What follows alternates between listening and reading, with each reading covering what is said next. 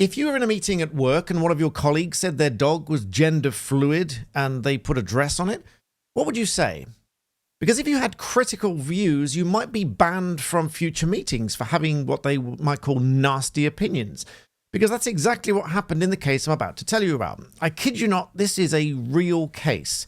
Cambridgeshire County Council has just been ordered to pay a social worker almost £64,000, including some costs, because she was banned from meetings for having what they called nasty opinions in another meeting where her colleague, and I'll show you part of the judgment, her colleague here said that in a Zoom meeting, he explained that he identified his Dachshund dog, and I did have to look up how to pronounce that properly because loads of people pronounce it differently, but he identified his dog as gender fluid.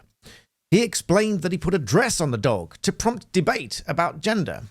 The conversation continued with some gender-critical views being expressed by the claimant in this case and a lesbian colleague of hers who was in attendance.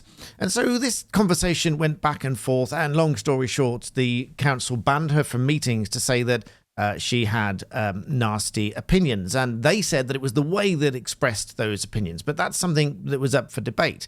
But nonetheless, they lost the case, and this is the schedule here.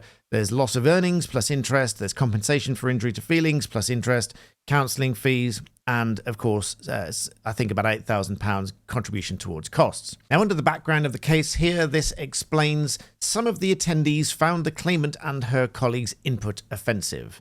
For example, an attendee described the claimant as having a really aggressive tone and found it quite inappropriate that she and her colleague commented on trans women participating in women's sports and sharing women's spaces.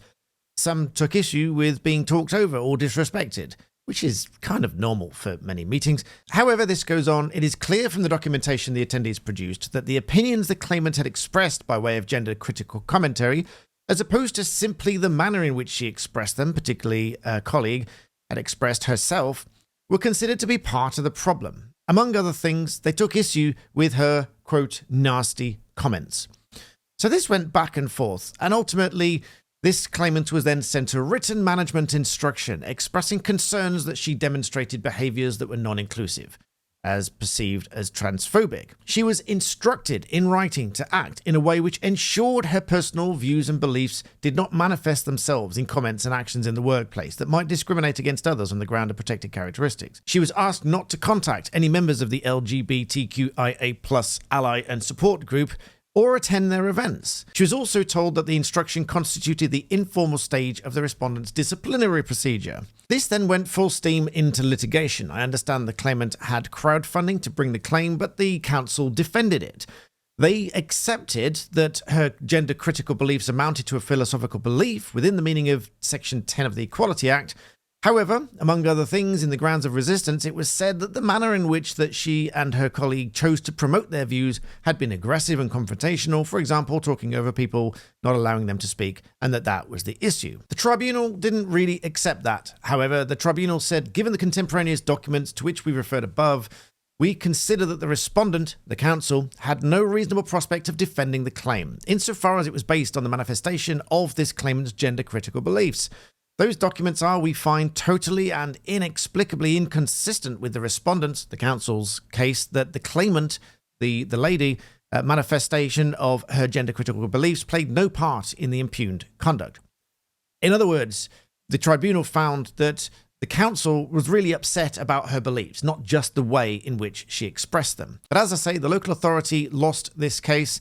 The tribunal allowed £8,000 worth of costs, including VAT, which they said that they considered to be appropriately spent by her giving instructions, etc., along with loss of earnings plus interest, compensation plus interest, and counselling fees. So let me know what you think about this one. Remember, this started with a man identifying his Dachshund dog as gender fluid, explaining to the group that he put a dress on it. Let me know what you think. Please do subscribe, and I'll see you next time.